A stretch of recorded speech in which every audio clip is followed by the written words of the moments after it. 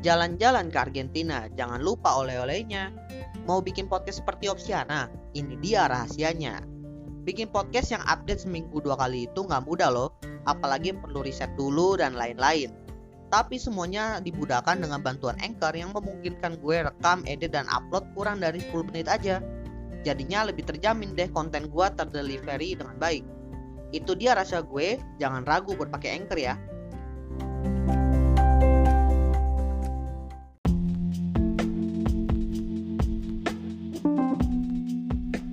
Akhirnya BBM naik dan juga tarif ojol juga naik.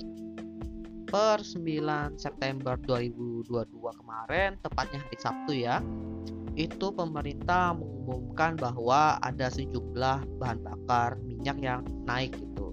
Misalnya yang sering dipakai saat ini Pertalite dari 7.650 menjadi 10.000 per liter. Lalu Pertamax juga, lalu solar subsidi juga naik. Atas kenaikan ini banyak juga penolakan ya dari masyarakat karena bisa dibilang kenaikannya cukup signifikan juga. Banyak yang terdampak dari kenaikan BBM ini ya, dan dalam podcast ini yang gue bahas itu adalah salah satunya itu di tarif ojek online. Sebenarnya tarif ojek online itu sebelum BBM benar-benar naik udah ada isu mau mengalami kenaikan, tapi ditunda beberapa kali di bulan Agustus. Sebenarnya gue pengen bikin update-nya, cuma gue menunggu aja deh kepastian dari pemerintah kayak gimana sampai benar-benar valid gitu, sampai harganya benar-benar keluar. Jangan gue bahas potong-potong, takutnya jadinya nggak valid aja gitu. Dan akhirnya per 11 September 2022 tarif ojol pun naik. Tapi kenaikannya jika dibanding dengan rencana awal itu ternyata jauh lebih rendah. Dimana kalau dibandingin yang tarif-tarif awal itu sekitar 30% kan naikannya. Tapi di 11 September ini perbandingannya itu naik sekitar 6-13%. Tentunya dampaknya ini jauh lebih berat sih dibandingkan dengan pertama kali gue bahas itu, karena kenaikan ini berbarengan dengan kenaikan harga BBM. Meskipun berbarengan nih dengan kenaikan harga BBM, ternyata ada penyesuaian terhadap tarif ojol ini. Yang pertama itu kan dari persentase kenaikannya yang jauh berkurang dibandingkan yang pertama. Lalu kedua, biaya layanan sewanya juga menurun. Biaya sewa itu ibarat dari si driver ketika mereka menggunakan aplikasi dari si perusahaan ojolnya atau apps-nya lah, dimana harga sewanya itu ibarat harga sewanya kemarin 20% maksimal, sekarang diturunin menjadi 15%. Lalu ada juga nih survei yang dilakukan oleh para peneliti di Polling Institute Kennedy Muslim, dimana mereka itu melakukan survei kepada responden pengguna ojol. Itu jumlahnya sekitar 1.200 orangan. Lalu mereka juga ngambil survei dari sisi driver sekitar 800 orangan.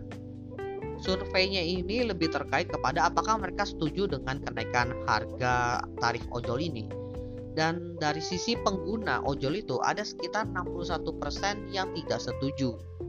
Sedangkan dari sisi driver 78% mereka setuju dengan kenaikannya.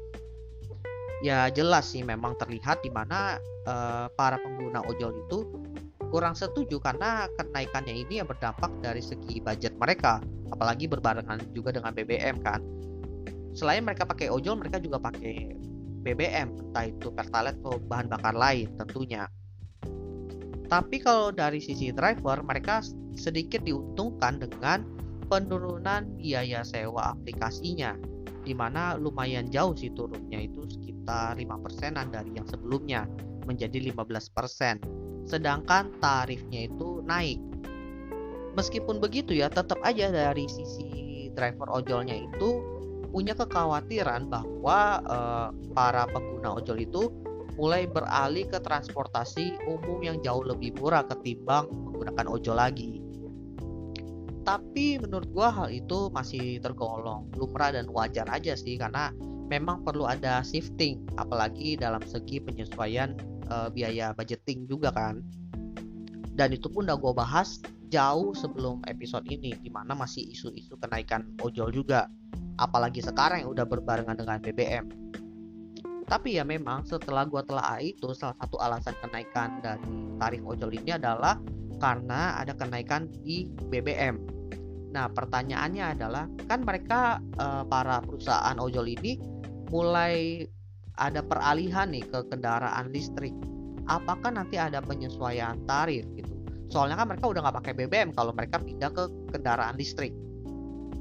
Tapi jawaban itu mungkin baru bisa kita dapatkan nanti beberapa tahun kemudian, ketika memang kendaraan listrik itu sudah menjadi kendaraan umum dan fasilitas kendaraan listrik pun udah banyak ya, bukan cuma di ibu kota tapi di berbagai pelosok daerah juga.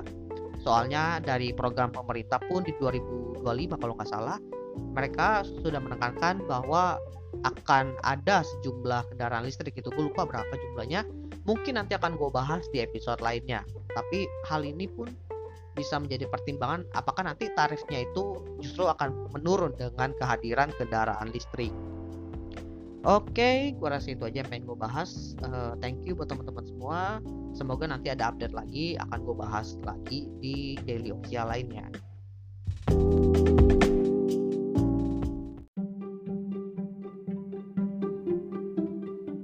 Halo semuanya, ayo follow akun sosial media Opsiana Podcast di @opsianamedia. Kalian bisa temukan di Instagram dan juga TikTok, karena di sana akan banyak konten-konten menarik dan tentunya update terkait episode terbaru dari Opsiana Podcast. Oleh karena itu, ayo cepat di follow sehingga tidak ketinggalan update terbarunya. Terima kasih dukungannya teman-teman, jangan lupa di follow dan juga see you next time di episode lainnya.